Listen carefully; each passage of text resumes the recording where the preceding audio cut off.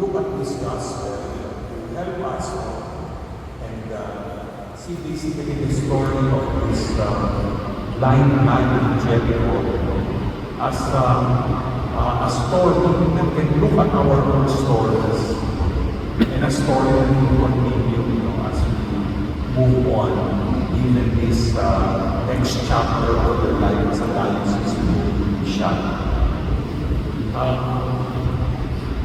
In the narrative, we can look at a number of points that will help us in our journey, not only spiritual journey, but also our journey as a people of God.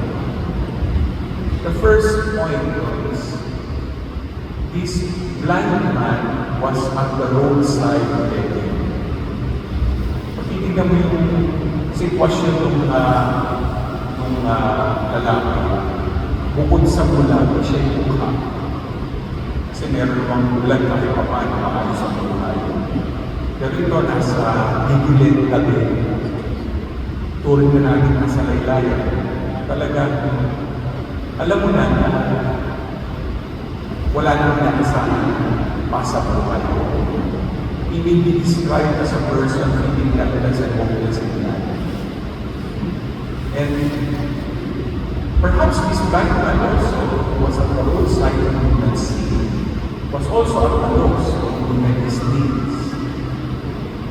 I'd like to look at that image of the blind man as a semblance of looking at you over a year. Diba? In a way, you were like that blind man. There was not only a feeling of restlessness in the resignation of Bishop Ben Fabanico, and then the many concerns of the diocese as I took over as apostolic administrator. And in a way, this brought us to a sense of wanting the Lord to carry us through. Amidst our helplessness, amidst our need, we know we're in a way at a loss because, as an apostolic administrator, you and I know, we are not sure when there will be a permanent ordinary. Kaya,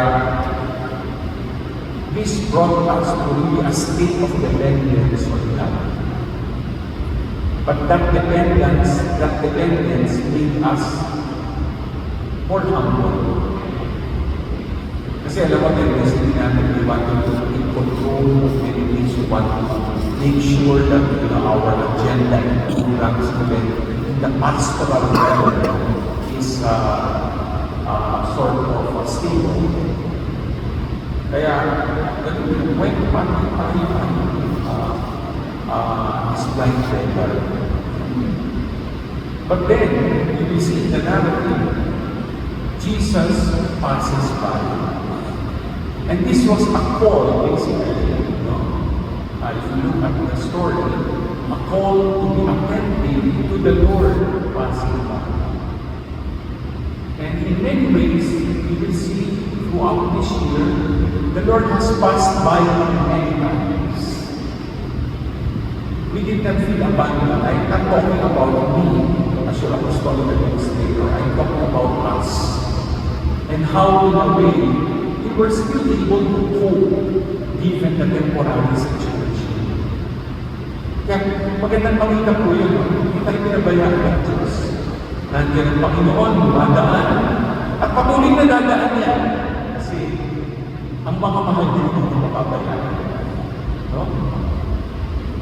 And we know that that passing by invites us to always be alert to the Lord who comes to us. Kasi alam niyo, yung mahirap ang passing by, pwede mo ma-miss. Diba?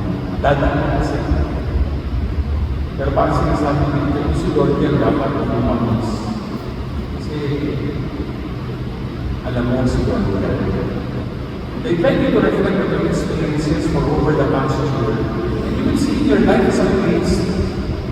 seminarians, to the people, whatever you're undergoing, sabi nga, nandiyan ang Panginoon, hindi na dumadaan at gumagawa ng paraan para magpatuloy ang buhay, magpatuloy ang pagpapari, magpatuloy ang ministro, magpatuloy ang paglilingkod, magpatuloy ang buhay sa seminaryo, ang pamilya, at siya.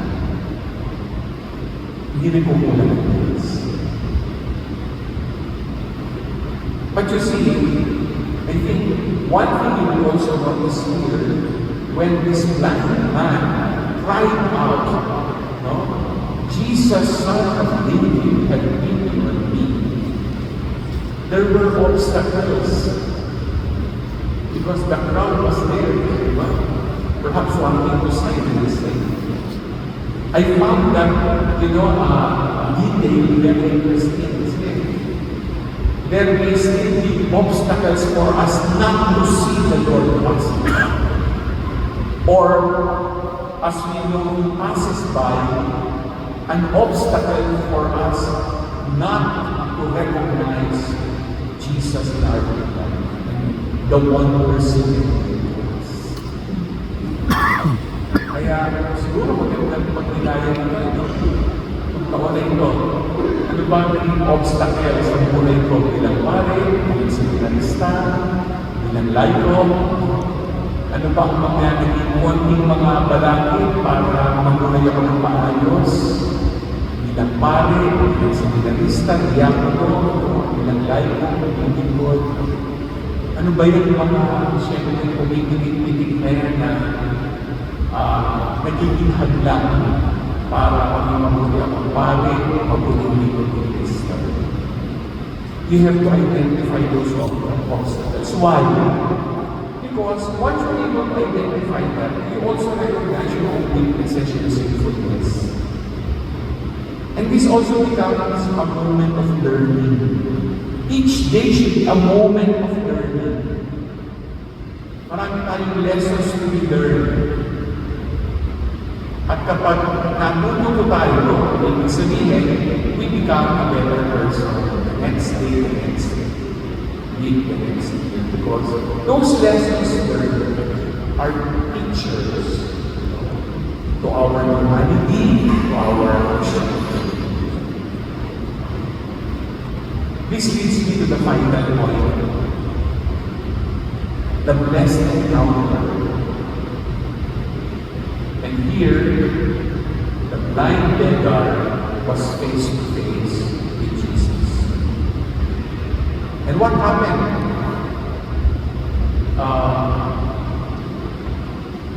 It could have been so easy. Of course, the Lord, Jesus is God. Alam na niya kung ano kailangan. But then, He still posed the question. What do you want me to do for you?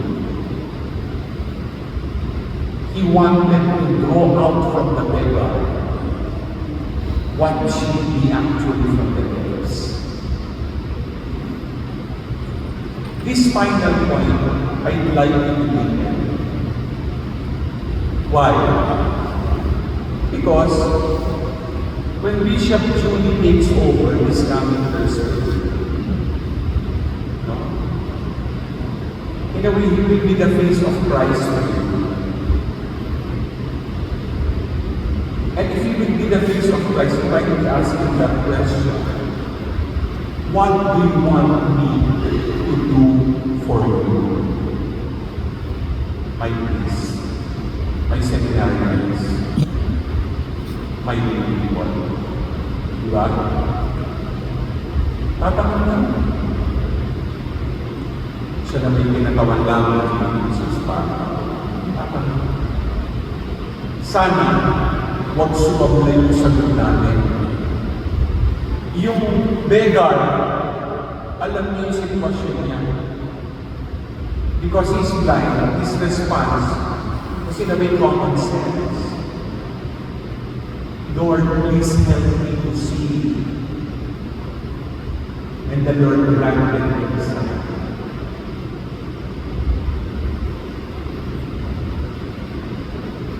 I'd like to put it this way, as we go through this end of my redemption. We all have many concerns. As a priest, as a presbyterian, a community of priests, seminarians, community, lay workers, lahat po tayo. Ako, pag lumagay si Bishop Judy, maaaring makapagpapay ko ang sabihin, ito ang kailangan ko. Ito ang kailangan namin. Please help us. But I'd like to look at that response of the blind man as a prayer. Because he said, Lord, please let me see. And if there's one thing I invite you to contemplate on, even all your concerns, they may be major, minor, they may be big, they may be trivial, naman yun, mga kailangan nyo na hinahin nyo. Kung ang isang taon ko, ang daming mga hinahin, di ba? Ang daming mga request, ang daming dapat ayusin. Maraming hindi natutunan, ganun pa. Iiwan lang ka ng Bishop Judy. I hope your prayer will be, if that question is posed to you by Bishop Judy, your response will be, Lord, help me to see you. You're before Bishop Judy, Bishop Judy. If there is something I will ask, you're my bishop. Please help me to see Jesus.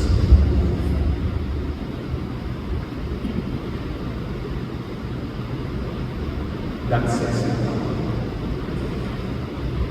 Because when you're able to see Jesus, that's enough for your human Christian being. Because when you see Jesus as your life, lahat mag-iwan mo. But if you are bogged down with details of many concerns, though they may be important, but lahat yan ang pagpapalala sa Jesus. You will not be in the right path to walk the right road. I hope that will be your leading mission. Your mission. Please help me to see Jesus, our God.